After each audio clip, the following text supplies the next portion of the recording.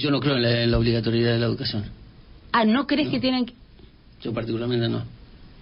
No. ¿Qué hacen? No, es eso, responsabilidad de los padres. Vos a tu hijo le querés dar lo mejor. Y muchas veces puede pasar en la estancia, y sobre todo en Argentina, que no te puedes dar el lujo de mandar a tu hijo al colegio porque lo necesitas en el taller con el padre trabajando y no lo puedes mandar a la universidad. Isabel Patterson tenía un libro que hablaba sobre Lincoln. Y decía que Lincoln aprendió a leer y escribir cuando se casó. Y si lo hubieran forzado, esto es un contrafáctico, pero si lo hubieran forzado a educarse, por ahí no hubiera sido nunca presidente de Estados Unidos. Bueno, ¿se acuerdan del programa Es Verdad, aunque usted no lo crea?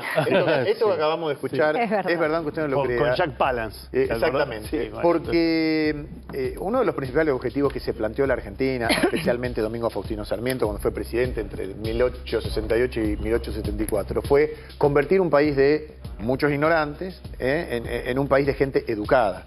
A partir de lo cual Argentina hizo un antes y un después, seguido después por quienes le sucedieron.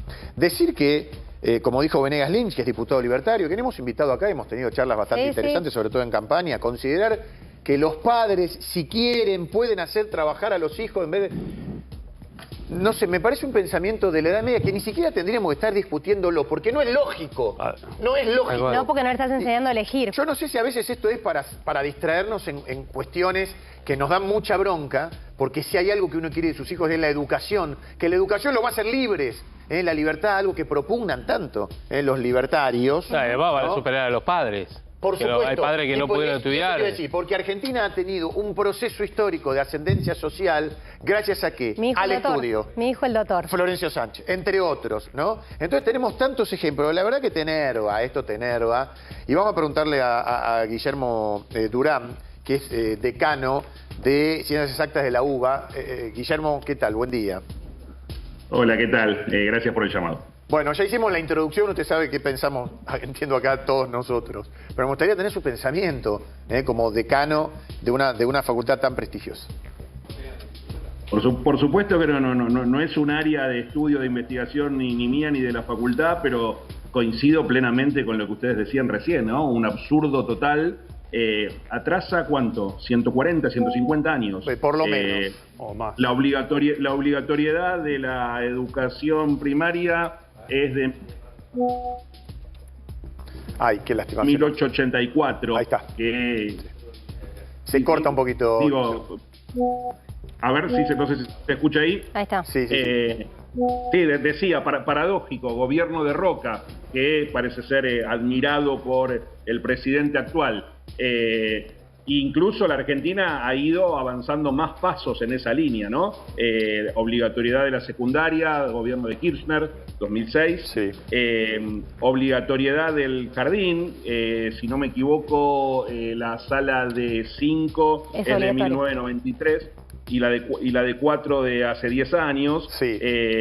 Nada, digo, la Argentina ha caminado hacia donde tiene que caminar, hacia tener obligatoriedad de toda su educación, jardín, primaria, secundaria, y además esto de plantear trabajo infantil, digo, hay veces que nos llevan a un debate, a debates que uno creía ya que son extemporáneos o caducados.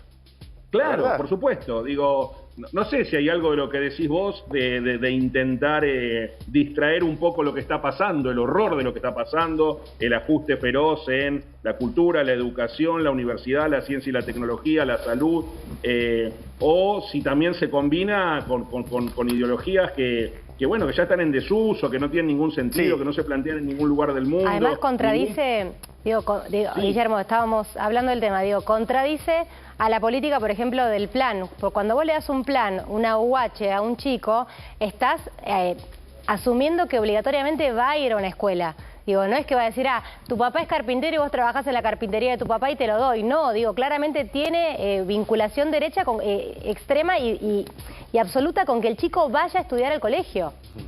No, y además, digo, horrorosamente clasista, digo, plantear, bueno, si sos pobre, andá a trabajar al taller de tu papá y no vayas a estudiar. con todo lo que implica lo que decían recién ustedes, ¿no? En contra de la movilidad social ascendente. Argentina es modelo en Latinoamérica. Sí, claro. En ese sentido, digo, a mí me ha tocado trabajar con amigos de Uruguay, de Brasil, de Chile, y un poco lo que se plantea siempre es que Argentina, en lo que es movilidad social ascendente y educación pública, con ese fin, ha estado como en la cima de lo que es la región. Pero en esa sí, línea, Guillermo, a mí me parece que esta es una mirada muy personal y totalmente criticable de cualquier punto de vista, porque los propios libertarios, la gente que está en distintos ministerios, entiendo también Sandra Petovelo, han hablado de lo que opinamos todos aquí, que ¿qué más que la educación para darte un proyecto de vida, para darte un horizonte, una esperanza de que podés crecer? Lo tenemos el ejemplo, yo diría, en toda la mayoría de los presidentes. El propio Milei, entiendo que su padre era chofer de colectivo, y él pudo estudiar gracias al esfuerzo. Y después hizo empresario colectivo y él pudo estudiar la carrera económica. Déjame ahí hacer una observación. Sí, si efectivamente esto es aislado, entonces que determinen políticas en defensa de la educación pública, de la universidad pública, de la cultura, de la ciencia y la tecnología. Porque si no, no parece aislado, ¿eh? Digo, si vos mirás las políticas que se están desarrollando en estos campos, hay una decisión de desfinanciar a todo lo que tiene que ver con la educación pública. Sí, pero claro, entonces, Guillermo, en ese sentido, no parece un discurso aislado. Claro, pero por otro lado, por eso te digo que es una contrariedad, porque por otro lado, la semana pasada, Sandra Petovelo anunció un 500% de aumento en los planes de mujeres embarazadas y en los niños de primera infancia, de los primeros 1000 días. Digo, me parece que en este caso quiero pensar que Venegas Lynch se abrió solo a decir lo que él pensaba y que no va en consecuencia de lo que piensa el presidente. Puede que sea así. Lo que te digo es que en el caso de la universidad, nosotros nos están haciendo funcionar con el presupuesto nominal del 2023. Eso implica entre 1/3 y 1/4 de valor real de lo que teníamos. Hay una decisión ahí de desfinanciar a la educación pública. Yo decía el otro día, los montos que se manejan, por ejemplo, para el financiamiento de las universidades, no son montos tan grandes para un Estado nacional. Hay una decisión política de financiar a las universidades. Por eso digo que hay como cierta coherencia en este discurso en contra de la educación pública con las políticas que después el Guillermo, gobierno ¿hasta toma? cuándo le alcanza la plata a las universidades para pagar los sueldos?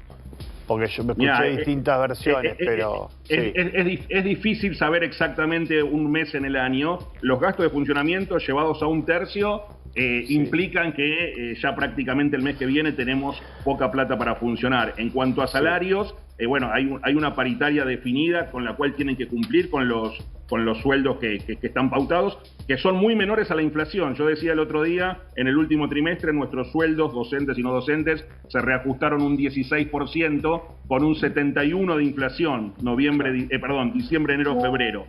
Perdimos prácticamente 1/3 de valor real de nuestros salarios. Digo, eso me parece que también hay que remarcarlo y destacarlo, porque también implica o muestra una decisión de no financiar a la Guillermo, te doy un dato y te hago una pregunta. El dato es, en el primer censo, que lo hizo justamente Domingo Faustino Sarmiento, 69-71, el analfabetismo era superior al 70%. Fíjate que Sarmiento tuvo la lucidez de preguntar la tasa de alfabetismo, de analfabetismo, en el censo, y dio arriba del 70%, después descendió rápidamente. ¿No será que los que se dicen liberales, o no todos, pero muchos de los que se dicen liberales o libertarios, en realidad son conservadores? Yo casi no tendría ninguna duda que es así, sobre todo cuando se ven las políticas que se toman en la Argentina y se comparan con países que dicen admirar, donde probablemente sí hay una doctrina más liberal. Digo, el presidente suele hablar de Estados Unidos y de Israel, dos países que invierten en educación, en ciencia, en universidad, muchísima plata, mucho más que lo que hacíamos nosotros hasta el año pasado, y ni que hablar con lo que hacemos ahora. Entonces hay una cierta contradicción entre lo que se dice y después lo que se hace. Sí, ahora, Guillermo, está bien, ¿no? Porque quiero volver al punto de partida. Esto de promover el trabajo de los chicos es un desastre, decíamos totalmente. Es ilegal hasta los 16 años. No, sí, pero... Digo, el trabajo... No pueden hacer, podés hacer las declaraciones que quieras. Después te tenés que bancar toda esta polémica. Yo decía, yo no sé si lo hacen para distraernos o no, no creo que sea el pensamiento de todos. Ahora, yendo al punto de la economía de la que hablaba Lucio, ¿tendremos que estar pasando inexorablemente este proceso, esto que algunos llaman B corta, para que apenas podamos salir, empiecen a darse cuenta la importancia que tiene la educación y se promuevan inversiones inherentes a lo más importante que tiene un país, que es precisamente darle las herramientas a los que están estudiando desde el jardín hasta universitarios?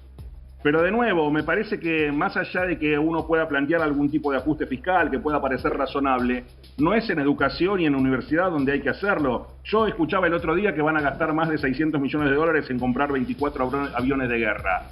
¿Estamos en guerra con alguien? ¿Hacen falta? Digo, con esa plata se financian 4 o 5 años de gasto de funcionamiento de todo el sistema de universidades nacionales.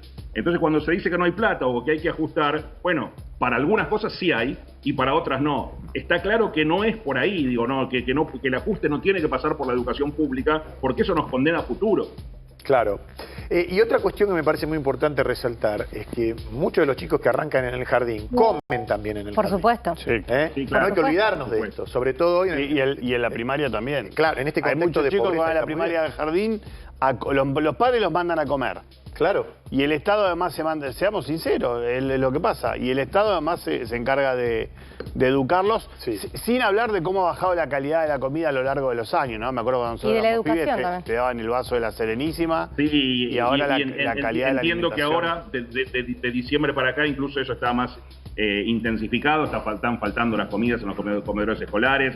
Digo, parecería haber una decisión de desfinanciar todo lo público, y eso me parece preocupante, grave, y de vuelta, en el sentido contrario al que deberíamos ir si queremos tener un país serio y desarrollado. No, claro, porque, a ver, cuando Berti Benegalín dice cómo va a ser el Estado el que decida sobre... bueno, por supuesto, es el padre junto con el Estado y si tiene la suerte con un colegio privado. Pero el padre no puede incentivar que, mirá, ¿sabés qué? No hay chance, te tenés que quedar al lado mío haciendo lo que yo estoy haciendo. Yo creo que estaba, Por eso, contextualizado. El Estado tiene que fijar ciertas pautas, Claro. Entre ellas la de hacer cumplir la educación pública obligatoria en jardín, primaria y secundaria. Por eso, Guillermo, yo no sé si Benegalín dijo, perdón, me equivoqué. No, estaba... sí, habló Sandra Petovelo, que me parece que es importante, dijo que la educación es obligatoria y fue propuesta en el contexto del pensamiento humanista liberal, justamente para promover la libertad de los menores tutelados por los adultos. Tal cual, bueno. Guillermo, gracias por estos conceptos, por este aporte. No, por favor, a disposición para cuando quieran y para seguir hablando también de la situación general de la universidad, la ciencia y la tecnología, que nos preocupa muchísimo, sobre todo en estos tiempos de ajuste y de desfinanciación del sistema. Lo haremos.